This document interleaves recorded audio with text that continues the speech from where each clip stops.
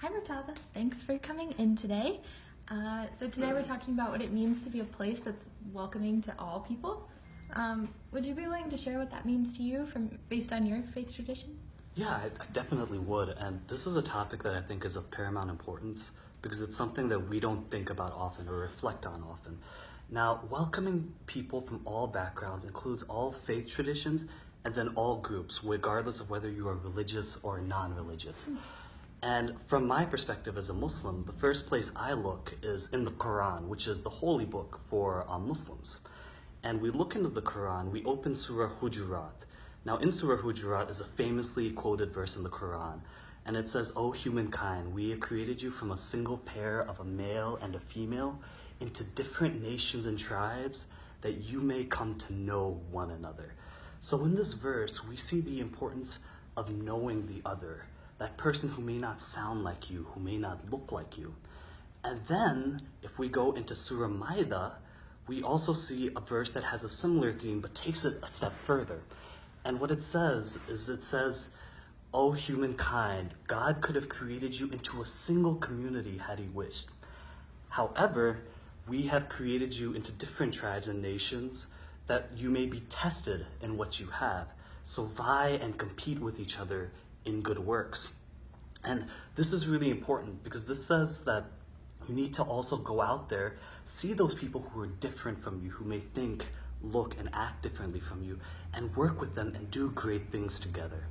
And we see that this is constantly repeated throughout Islamic history in our various prophets, whether it's Prophet Moses, Prophet Abraham, Prophet Jesus, Prophet Muhammad.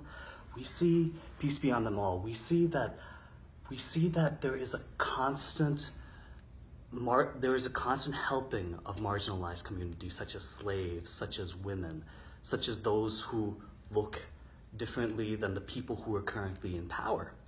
And we also see in Islamic history that many times people of other faiths were helpful towards the Muslims. And in one case, we see that Muslims were taken in by the king of Abyssinia for refuge. And the king of Abyssinia at the time, he was a Christian, and he saved the Muslims. So we see this constant interconnection of helping the other, loving the other, caring for the other. And we do that together, not just in our own bubble, but we all do that together. And then we fast forward, we look at US history, we see figures such as Martin Luther King, figures such as Malcolm X, who were very instrumental in creating a better racial condition today. And Martin Luther King was a Christian and Malcolm X was a Muslim. And we see to this day that we have to build on the work of our predecessors, whether it's the prophets who came before us or people such as Martin Luther King and Malcolm X. And places like the Virginia Interfaith Center are vital to doing this because at the end of the day, faith is one of our most important aspects of our lives. And using faith as our vessel of our morality, we are able to create a better future for tomorrow, just as the people did before us. And me coming from Chester, I would not be who I am today if it wasn't for the people who had protected me and loved me along the way from different faith traditions and made sure that they protected me when there were people who could have had bad intentions around me. So I think this is vital work that the Virginia Interfaith Center is doing. Thanks so much, Murtaza. That's nice to hear. Thanks. I hope everyone will look next week for another video.